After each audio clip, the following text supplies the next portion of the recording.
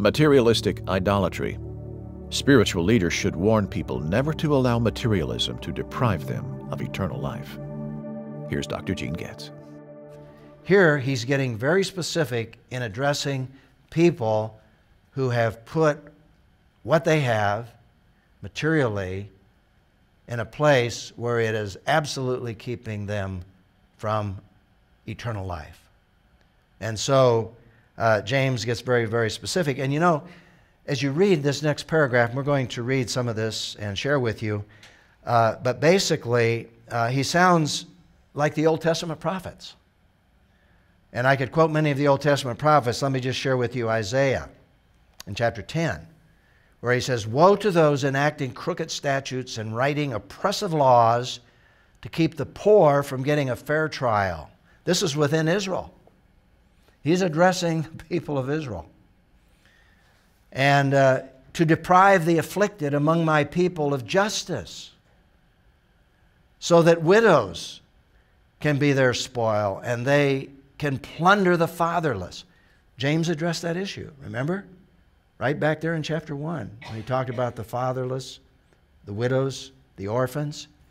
And so Isaiah just really zeroes in. He says, "What will you do on the day of punishment when devastation comes from far away? Who will you run for help? Where will you leave your wealth?" In other words, he's really addressing this whole issue of idolatry that James was also addressing here now in this New Testament setting. But it also sounds like Jesus. Sounds like Jesus. Remember, he told the story of the rich fool? And he said this rich fool, in essence, this man, had these barns and filled them up and built bigger barns and bigger barns and bigger barns. And Jesus said, then all of a sudden it's gone. Then what? And there's no question that he's dealing with his eternal destiny. He's going to wake up on the other side, but it's not going to be where he thinks he's going. He's dealing with eternal life here. And that's what James is dealing with. Another parable. Remember the rich man and Lazarus? And this gets very specific. The rich man had everything just for himself. And the poor man, Lazarus, and by the way, he doesn't name the rich man, which is interesting, but he names Lazarus, this poor old beggar who just begged to eat from the crumbs from this rich man's table and was rejected. And the rich man died, but he did not go to heaven. Lazarus died and he went to heaven. He went to Abraham's bosom. In this particular instance, Jesus tells a story, there could be communication. And he could see Lazarus in the comfort of Abraham's bosom.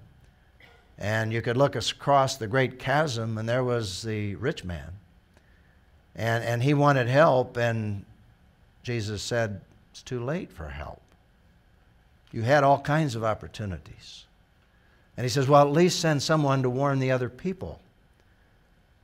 And Jesus said, they won't believe anybody who comes, even if he's raised from the dead. And of course, there he's illustrating what he was preaching and teaching and was being rejected. Now, the reason I go to these two parables is that there's no question that Jesus is dealing here with eternal life.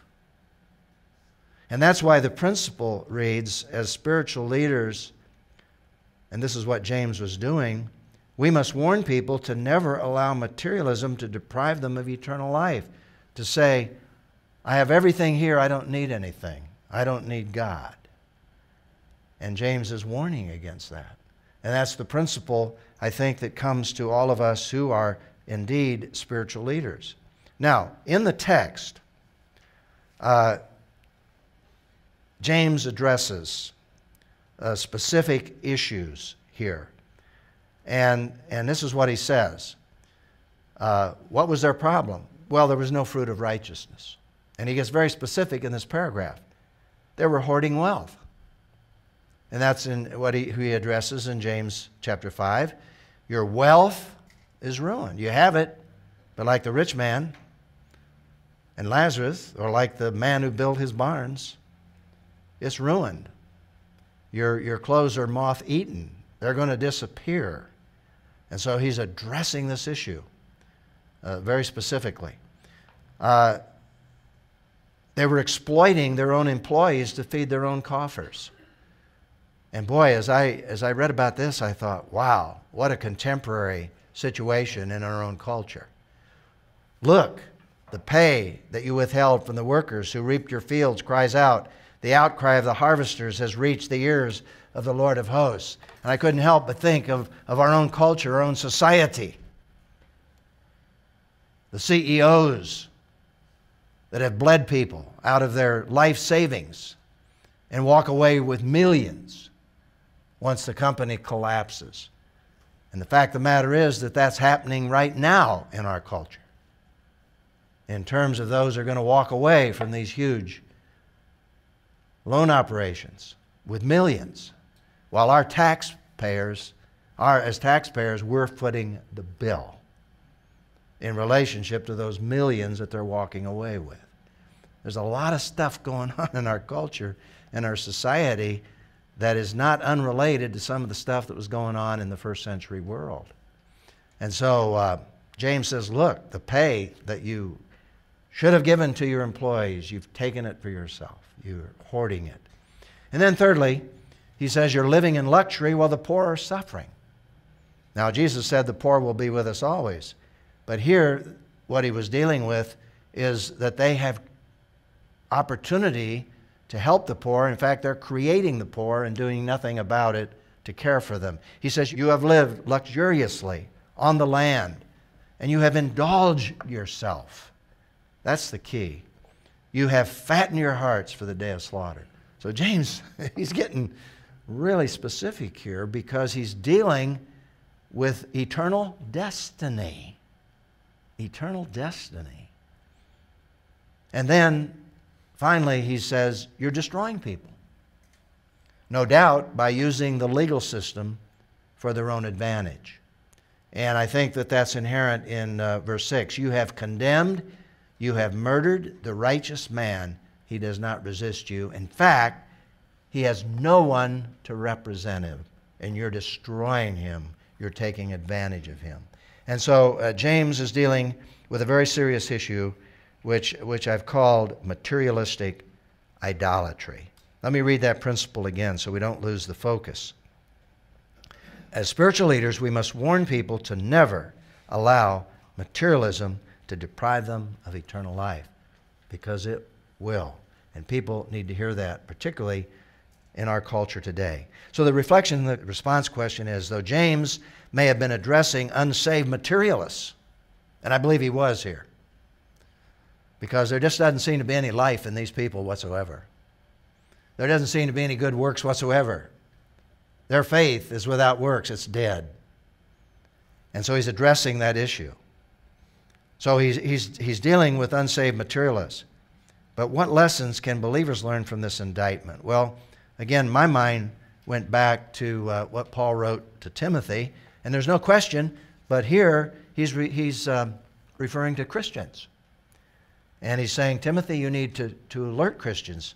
Those who want to be rich fall into temptation. Nothing wrong in being rich, but the definition of rich is what? Loving money. That's their whole motive. Those who want to be rich fall into temptation, a trap, many foolish and harmful desires, which plunge people into ruin and destruction. And here's the root. Here's what he's dealing with. For the love of money is the root of all kinds of evil. It's not money, it's the love of money. So he's zeroing in on this very significant temptation which can become a trap and lead you into serious difficulty. By craving it, see, there's the issue. By craving it, that's the passion of their life. They don't care who they walk over, who they destroy in the process. And he says, as a Christian, don't fall into that trap. Because some have wandered away from the faith and pierced themselves with many pains. So the Bible speaks very, very specifically, because here Paul's definitely dealing with idolatry. it becomes an idol. And as Christians, we need to be very, very careful that that doesn't happen in our lives.